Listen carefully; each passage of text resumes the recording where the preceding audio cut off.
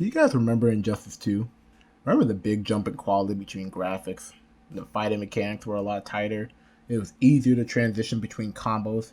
Everything just clicked. You get to play as your favorite DC heroes with new ultimates, some fresh changes to the roster like Atrocitus, who brings more color as a representative of Atlantis Core to Injustice universe, using blood and fierce anger to bring you in for a beating. Ooh, what about George Lopez? I mean, Blue Beetle, who brings a lot of comedy with his intro, dialogue, and super advanced Beetle suit.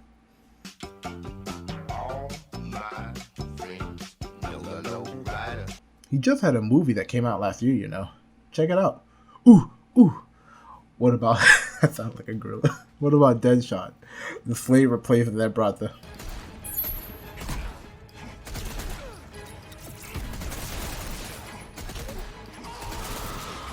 Yeah, Injustice 2 is awesome. I wonder how the current Nether Realm game is doing. Uh-oh.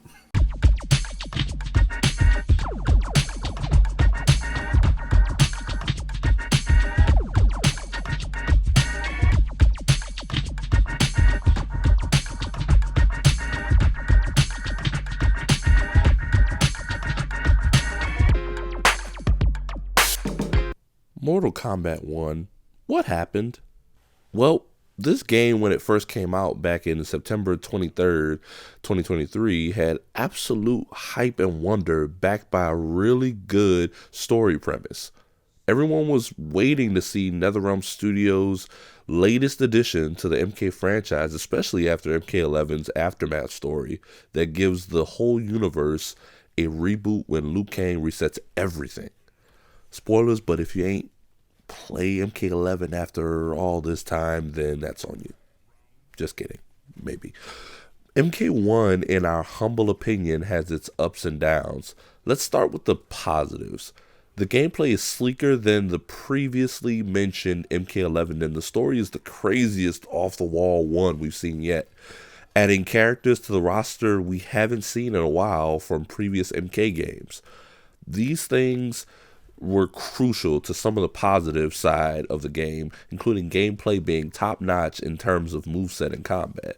The negatives of this game, though, included most of the story being so good with the beginning and middle, but the end being the crutch of what would have been the makings of a really good reboot for the franchise. Spoilers for anyone who hasn't played the main story yet, but I think you guys know already or you wouldn't have clicked the video. So, the multiverses going to battle with each other and pretty much causing a war between Fire God Liu Kang and his multiverses of soldiers / character variants, mostly the roster you have in the game, whether playable or cameos versus the Lord of Everything, Shang Tsung, in his side of pretty much the same thing. But his side is evil. It was too hard to keep track of the storyline once it got to the double cross of Time God Shang Tsung and made the end of the story where they defeat him very tough to really comprehend, because you played a variant of a character and then went to celebrate the main timeline Liu Kang created. But this just left so many plot holes that we cannot cover in one video alone. But man, I digress. Let's get back to the negatives, though. We go over to another feature of the game, which is MK invasions, or really another part of the game. This is so bad, and honestly, this was trying to be fun, but just turned into a grind so your favorite cameo can get, multiple color palettes and level them up, I guess, as well as your favorite playable characters getting the same treatment, but with unlockable brutalities and fatalities. It gets boring after a while. It doesn't need any more attention, I feel like, because of how boring it is. I'm sorry, it was just a utter slog fest, if you will. Crossplay was announced before the game even came out and has yet to be added to the game as we speak at this moment in time. I think. Hopefully comes sometime in the future, but I feel as though they shouldn't have mentioned it if they are not going to add it upon launch. I know what some fans are going to say, but come on. We can only be so patient for this. And also, don't announce something before launch, then we all mostly expect it to be included in the game almost instantly when you buy it. Also, the online was kind of bugged out at launch, but with numerous update patches later rectified any small, bugs, but or really big bugs, but still made it difficult to play. Also, the switch up on the designs were okay, as we know that NetherRealm Studios used a different software team to do this game from the previous MK11 and even before that, Injustice 2. But those designs and mechanics work so well with those games, and this one they tried out was okay, but not as good as its predecessors. Sorry to say. All in all, this game had some good things going for it, but also it had bad things. Well, with some that can be improved upon, but some that are already just, a part of the game now. Take it from here, Val. Also, why did it take so long for them to add the tag move feature in an update? A feature that should have never been not there in the first place. But that's a nitpick, I guess. But still.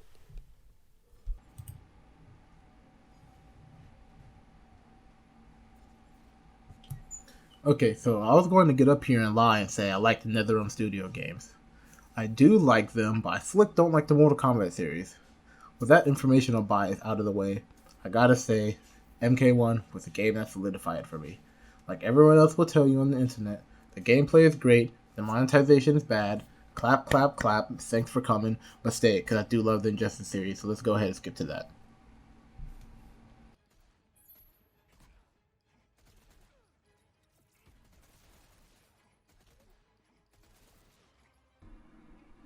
You know, Injustice 2 is turning 6 years old this year, and despite its age, the game is still awesome. Fighting using your favorite DC characters is one of those games that suck you in and doesn't let go until the next morning sun shines over the horizon. Bold and I will play constantly, and why do you take the most wins with the majority of the roster? I just have fun playing and would really just focus on keeping up appearances with the only character that matters, Supergirl. Moving on. This game is still active too. I mean, they have to be for it to still have servers running for you to play online and find matches. Not just any match either, but a match with stable connection. Some of the footage we got was just random people online at like 12 in the afternoon on a Monday. Got my ass beat, but it's crazy that I just had a few back-to-back matches in little under a minute for search times. Not really even 30 seconds. It just goes to show that there's an audience waiting for the drop of Injustice 3. Remember the unique character powers too? Catching someone with Supergirl's heat vision was awesome. I call it the Kryptonian March of Power, and Star Blast Barrage was an annoying but great zoning tool. If you see a pattern, that are like laser beam attacks. Now, there is some drawbacks that I could thank NetherRealm Studio for not bringing back for Injustice 3, like the gear system for example. The tons of cosmetic options are amazing, but the stat difference in characters when playing online sucks if your character isn't level 30. It can feel like your ability as a player is being restricted by invisible numbers and cost you some wins, but that's mainly only a problem for quick match. And while you can turn it off, it also means turning off the option to use extra moves you could attach to your character. The L's you take, I suppose. Point is, this game is great, it's live, and go play it. After you finish the video, pretty please. Facts. After this, go play it. To try and say this game is old is hard to do. I mean, since it was released in 2017, which you'd have an argument there, but it holds up to this day as one of the best, dare I say, it is the best, well designed NetherRealm Studios game still to this day. Well designed and better sleek redesigns of characters, all the way to the super immersive gameplay and various options that come with customizing characters' designs and stats. And also, you get to customize their moves, which will make your character unique. enough of me explaining the game, but rather see what makes it still hold up, in my opinion. This game was the perfect balance of really getting into the nitty gritty of fighting games with really easy to pick up learning tutorials, and really gave me inspiration to do a good practice routine. When I saw there was more, I had to explore. Yeah, I'm spitting bars, so what? Anyways, the story is top notch and in every way an improvement from the first one, with a more cohesive storyline than MK1, and making the game centrally focused on the rehabilitation and the reconnection of characters within this universe.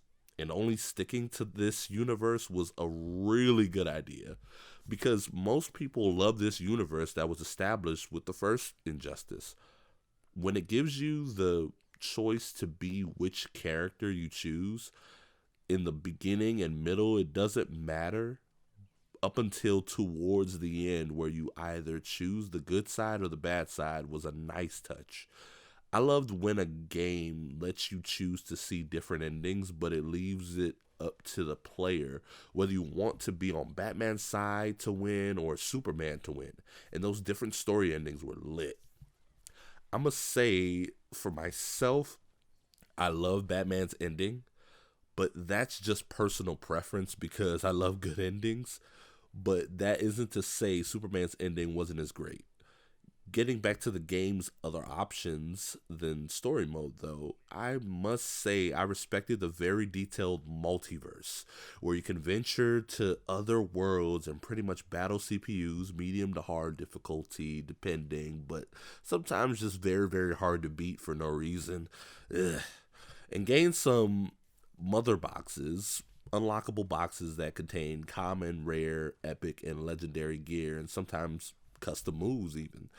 And pretty much, if you beat all the tiers on that specific 1 out of 5 worlds or so, you gain special abilities, in game currency to pay for more mother boxes, and more upgraded gear.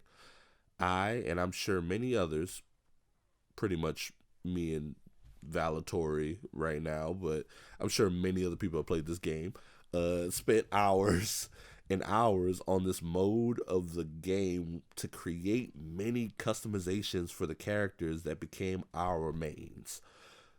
It was great to even get them all the way to level 30 and really augment them into the most powerful character to play as ever. This part of the game is fun. As I said earlier, though, the mode can be bogged down by unbelievable CPU difficulties and unwarranted boss buffs, making it hard to collect your special gear and rewards that you want so much.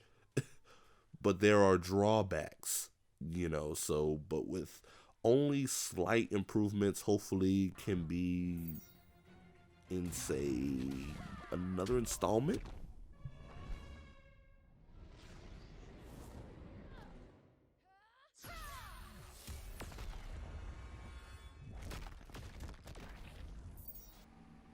Now, we didn't just make this video to get on the MK1 hate going around. NetherRealm Studios is currently whipping up Injustice 3 for everyone, and we really just want to see the next step in Injustice game continue to live up to the greatness that the games have always stood by. Keeping with that desire, here are some offhand notes for how we think it should go. Call them sidekicks instead of cameos in Injustice 3.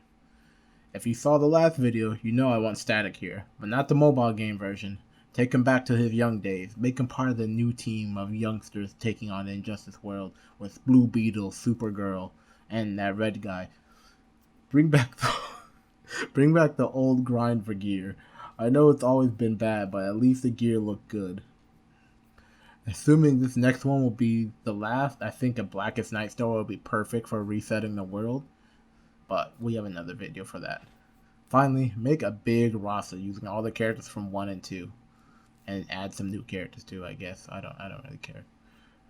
Also, crossplay is supposed to be here, so I gotta ask for it in Justice 3. That's all I got, so I'll leave the rest to Brave and the Bold. I agree with Valatory's list wholeheartedly.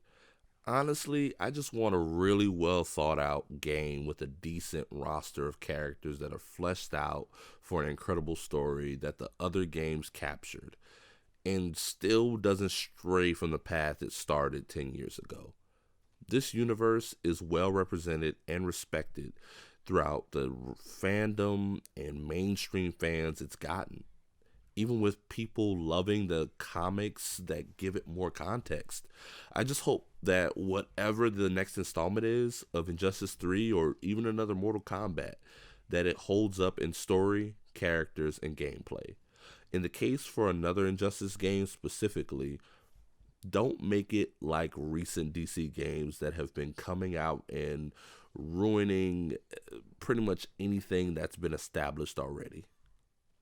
I am looking at you, Suicide Squad Kills the Justice League, and Rocksteady for making the game. That's right, I'm throwing shots. Looking at you, WB Montreal and Gotham Knights as well. Either way, go play Injustice 2. Give it love so Nether Realm Studios can drop another DC fighting game. Also, don't forget to ask, don't forget to pray and beg and plead to add my boy Static to the Injustice 3 roster. See you later, bro!